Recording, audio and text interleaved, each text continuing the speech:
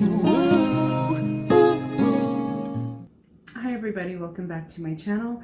Today I'm going to be making something that takes me back, not to my childhood, but to my teenage years. The high school that I went to, we did not have a cafeteria. We had a food truck that would come up most days, and of course nothing was healthy or good on it. However, the two main things on the menu were either French fries or rice with salsa and sour cream. I'm gonna kind of do a riff on the rice, but it's not gonna be how it was from the food truck. It's gonna be a lot better.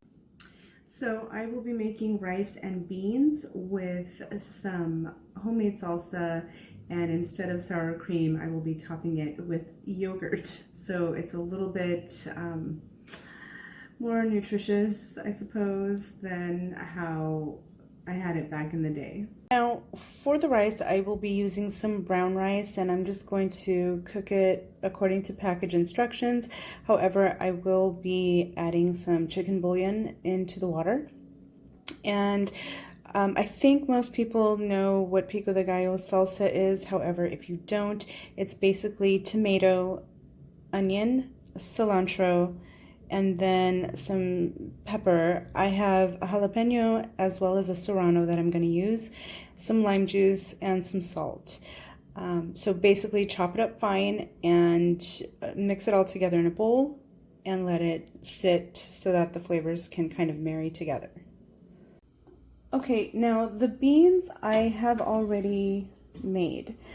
What I did, I started with dry beans, soaked them the night before in some water, drained them off in the morning, and I rinsed them really well again, put them in a pot with fresh water, as well as one onion, one jalapeno, and a couple of garlic cloves, as well as a couple of bay leaf, and a drizzle of olive oil. The olive oil basically helps the pot from over boiling, so that's also like a little trick. I'm not saying you can just leave your pot and not come back to it, but it will help just in case your water maybe gets too high. If it does start to evaporate and gets lower in the pot, just heat some up on a kettle and add it to the pot. And then just cook it until the beans are tender. It all depends, this took probably about 40-45 minutes, and I just kind of taste it. Now, when I eat beans, I will be draining it. However, my husband, he actually likes the broth, so I'm just going to leave it for him. Now, when it comes to your tomatoes, I like to get the seeds out of them. So what I do, I quarter them, I kind of take the stem end out, and then just with a spoon, and this is really easy, especially if you have like a spoon for a grapefruit, but you can just take it on its side and kind of scoop into it to remove the seeds. You don't have to do this, but this is something that I do. Just, I don't really want a whole bunch of seeds. If some gets in there, it's fine, but I do take the time to do this step. With the peppers, the serrano is a bit spicier, so I didn't use the whole thing.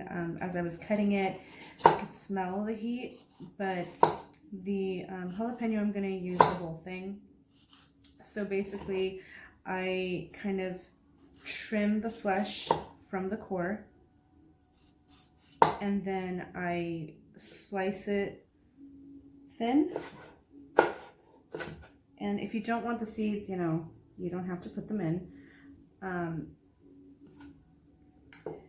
The same thing with the white pith in the jalapeno. That's where the heat is going to lie. So after you have these sliced, you can go ahead and dice them across.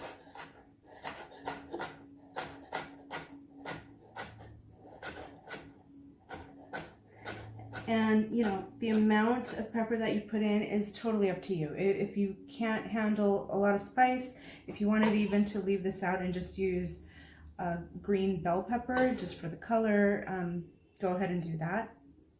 And then For the lime, I have this citrus juicer, which I really love, just because it gets a lot more juice out of your lime. And sometimes, you know, limes are a bit stubborn, or they may seem dry, but they're not. They're just, you know, you just have to work it. So, and I'm gonna put the whole thing in. And then I have my cilantro. Now, cilantro stems can be tender, so, you know, I wouldn't even worry about just picking off the leaves. I would just cut everything. But if they do seem tough, then, you know, just trim the leaves from the stem before chopping it. And in this case, I do like to chop it a bit finer. And then I'm going to add that's actually a good pinch of salt.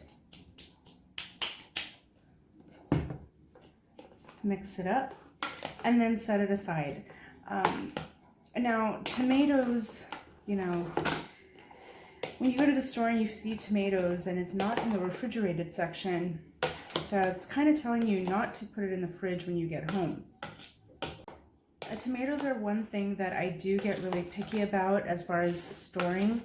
I do leave them on the countertop in a plate or a bowl, kind of in an even layer. I don't like them overlapping because that's when they'll get kind of moldy. But after it's processed in a way like this, or tomato sauce or something else, it's fine to put in the fridge. But if it's just a whole tomato, leave it out on your counter, because if you're going to put it in the fridge, it's going to get just a weird texture. And I'm kind of a texture person. I don't really like my tomatoes to be mealy. I like them to be like a tomato. If you are uncertain about seasoning, you can taste this.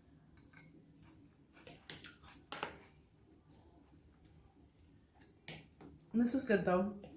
As it sits, the flavor will come together a little bit more. If you feel like it needs more salt, go ahead and put more salt.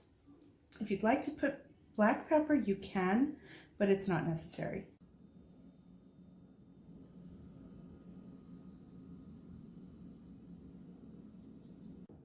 So this is my idea of comfort food, along with pasta and a bunch of other things, but I hope you enjoyed this recipe or rendition of it.